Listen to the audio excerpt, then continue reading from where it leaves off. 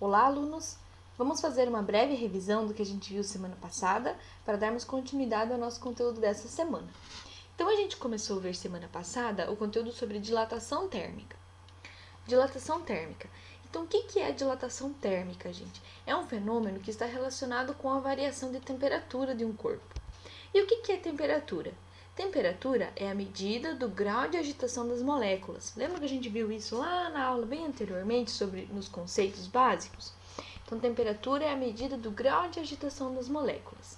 E calor é uma energia que se transfere de um corpo para o outro, devido à diferença de temperatura entre eles. Então, se eu tenho um corpo mais quente e um corpo mais frio, vai haver troca de calor entre eles. E ele tem sempre um sentido para fluir. Ele sempre vai fluir do corpo mais quente para o corpo mais frio. A dilatação térmica, então, como a prof comentou, ela está relacionada com a variação de temperatura que os corpos forem sofrer. Então, quando um corpo sofre uma variação de temperatura, ele vai sofrer alguma espécie de dilatação. E o que é a dilatação? A dilatação é o aumento da dimensão do corpo. Então, se aumenta a temperatura, ele vai ficar maior, ele vai sofrer um aumento nas suas dimensões. Por quê? Porque as moléculas ficam mais agitadas e se afastam uma da outra. Então, quando eu olho num todo, né, se todas as moléculas do corpo se afastaram uma da outra, no final das contas esse corpo vai ter uma dimensão maior. Isso aqui são algumas questões que eu vou colocar lá no grupo para vocês responderem, tá? Daí a gente falou sobre os trilhos, lembram que os trilhos do trem, eles se assemelham com uma linha, então se eles forem sofrer dilatação, a dilatação mais expressiva vai ser na linha. E a prof colocou uma foto de um trilho de trem em que ele dilatou demais e não tinha espaço para correr essa dilatação. E o trilho entortou tudo, vocês se lembram dessa imagem? Os fios de luz, gente, ou de telefone, se vocês observarem, eles também não são exatamente esticados no poste, eles não são esticadinhos, assim, retinhos. Por quê? Porque se um dia faz um pouco mais de frio, eles vão contrair, daí eles já estão super esticados. Se contrair mais um pouco, o que vai acontecer? Eles vão arrebentar, não é? Então, os fios sempre são colocados com uma sobrinha, daí forma aquela barriguinha assim nos fios, ó. Se vocês olharem nos postes, todos os fios são assim, eles formam aquela barriguinha assim, ó. E no calor, quando ele dilata, ele vai aumentar essa curvatura, porque ele vai ficar maior, não é? Daí, para dilatação linear é o quê? São objetos que se parecem com uma linha, ou seja, eles vão sofrer dilatação em apenas uma dimensão, no seu comprimento. Então, sofreu um aquecimento, vai aumentar um pouquinho aqui o comprimento desse corpo. Esse tantinho que aumenta é o que a gente chama de dilatação, certo? E a dilatação, gente, ela vai depender sempre de 3 características. Primeiro, do material que esse objeto é feito. O material interfere na dilatação, porque alguns materiais conseguem dilatar mais e outros menos. A variação de temperatura, então quantos graus eu estou variando na temperatura desse corpo. Se eu aquecer ele muito, ele vai dilatar muito. Se eu aquecer pouco, ele dilata pouco. E o comprimento inicial do fio. Então, o tamanho que o corpo tem no início também interfere na dilatação. Porque se já for um corpo grande, ele já vai ter muitas moléculas, né, para dilatarem. Então, o tamanho do corpo também interfere na dilatação lá no final. Para a gente calcular a dilatação linear, a gente usa essa expressão matemática, que é dilatação é igual ao comprimento inicial da barra vezes o coeficiente de dilatação linear vezes a variação de temperatura, certo? Esse coeficiente aqui, gente, esse alfa, ele indica o material. Cada material vai ter o seu próprio coeficiente, porque cada um se comporta de uma maneira ao ser aquecido, certo? E hoje nós vamos falar sobre a dilatação superficial. Então, a dilatação superficial, o próprio nome já fala, é de superfície. Ela vai acontecer nos objetos que têm semelhança com uma chapa. Então, são objetos que vão sofrer dilatação em 2 dimensões. Objetos que são considerados bidimensionais. Por exemplo, uma moeda, uma chapa, a tampa de um fogão a lenha. São objetos em que vão sofrer dilatação na área, então eles vão aumentar em 2 dimensões, certo? Por que 2 dimensões? Porque sua terceira dimensão é desprezível. Se eu pensar numa moeda, a moeda é baixinha, é fininha, não é? Mas ela tem uma área. Então, para mim, interessa mais a área do que a espessura da moeda. Nesse exemplo que tem aqui, ó, a gente tem um suporte e nesse suporte tem um aro. Inicialmente, se eu passar uma moeda por aqui, ó, ela vai conseguir atravessar, porque ela está fria. Agora, se eu aquecer essa moeda, ela não vai conseguir passar mais por esse aro. Por quê? Eu aqueci a moeda, as suas dimensões aumentaram e ela não consegue mais atravessar o aro. Então tá aqui, ó. A expansão ocorre nas 2 dimensões lineares. Isso aqui é muito importante, gente. Então, na dilatação linear ocorre em uma dimensão. Na superficial ocorre em 2 dimensões, certo?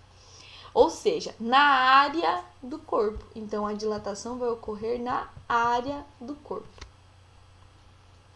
Eu fiz um exemplo demonstrando essa dilatação para vocês. Eu gostaria que vocês assistissem. Então, eu vou fazer a demonstração de um experimento que vai mostrar essa dilatação superficial. Então, eu tenho aqui, ó, uma chapinha, ela é de metal, tá? Provavelmente uma liga com cobre, por causa da cor dela, tá? Então, essa aqui é uma chapinha, ó, tem um furinho no meio. E aqui eu tenho uma esfera também metálica. Se eu tentar passar essa esfera pela chapinha, ela não vai passar, ó. Tá vendo? Ó, até soltei. Ela não vai passar. Porque o diâmetro dessa esfera é maior do que o diâmetro da chapinha. Agora, se eu aquecer essa chapinha, o que vai acontecer? Vou aquecer ela aqui. Ó, gente, tô aquecendo ela aqui, tá? Vou aquecer ela bem.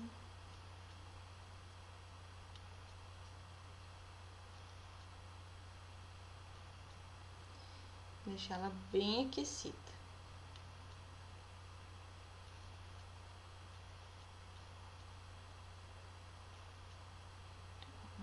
Aquecendo.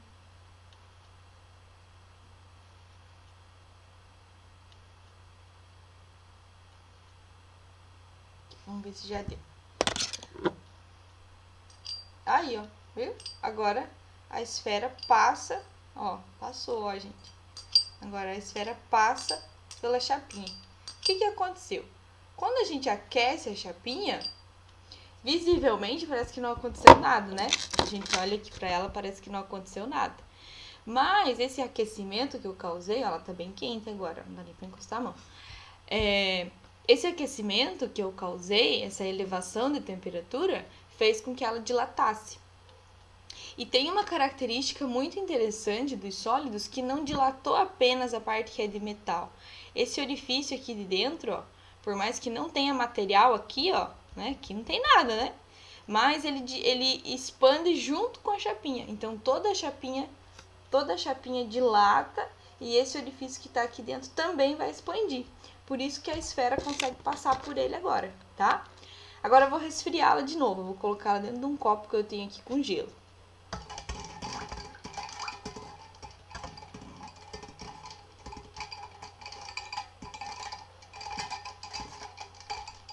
Esse metal, gente, ele consegue variar de temperatura bem rápido. Ele tem um calor específico bem baixo. Então, ele varia de temperatura bem rápido. Olha, já tá bem geladinha de novo. Vamos ver se já foi o suficiente. Aí, ó, pronto. A esfera já não passou mais. Viram? Então, esse, gente, é um exemplo de como que acontece a dilatação.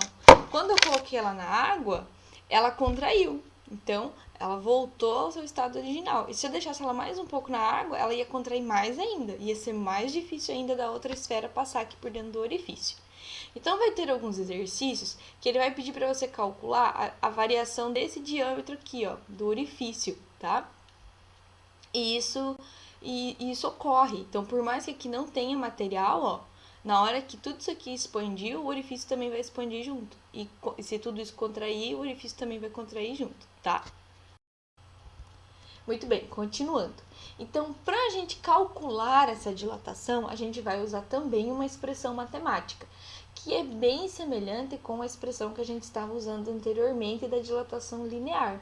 Então, nós temos aqui um ΔA que indica uma variação de área, ou seja, uma dilatação, é o tanto que a área aumentou, a variação de área. O A0 indica a área inicial, o tamanho que o corpo tinha antes de ser aquecido. E o beta, gente, o beta é o coeficiente de dilatação superficial. Ele é diferente do linear. Por quê? O linear ocorre em apenas uma dimensão. O beta é para duas dimensões. Então, o beta, gente, ele equivale a 2 vezes o coeficiente linear. Então, o linear é para uma dimensão, uma linha. O beta é para 2 dimensões, 2 linhas. Então, para mim chegar no coeficiente superficial, basta eu multiplicar o linear 2 vezes, certo?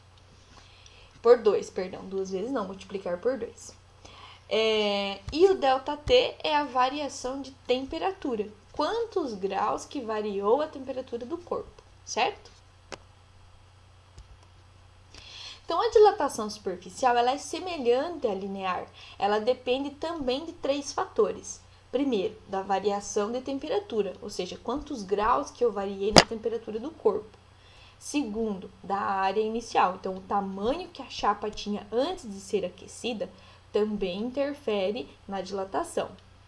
E terceiro, do que é feito o material. Então, o material que o corpo é feito também vai interferir na dilatação. Por quê? Porque tem materiais que têm facilidade e outros que têm mais dificuldade em dilatar. E esse material ele vai ser indicado lá na letrinha beta, certo? Então, o beta é um coeficiente que equivale a 2 vezes o alfa, ok? Lâminas bimetálicas. As lâminas bimetálicas, pessoal, são chapinhas que são constituídas de 2 metais. Então, na parte de cima ela vai ter um metal e na parte de baixo vai ter outro metal.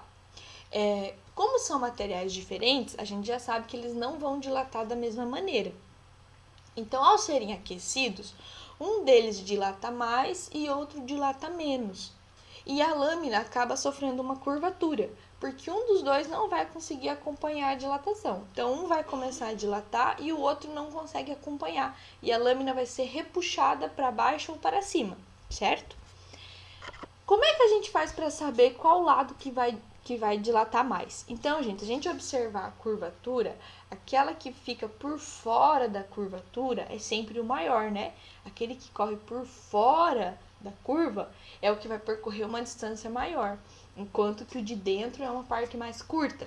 Então, quando a gente observar lâminas bimetálicas, aquela parte que fica por fora da curvatura é o que é maior, ou seja, é o que dilatou mais.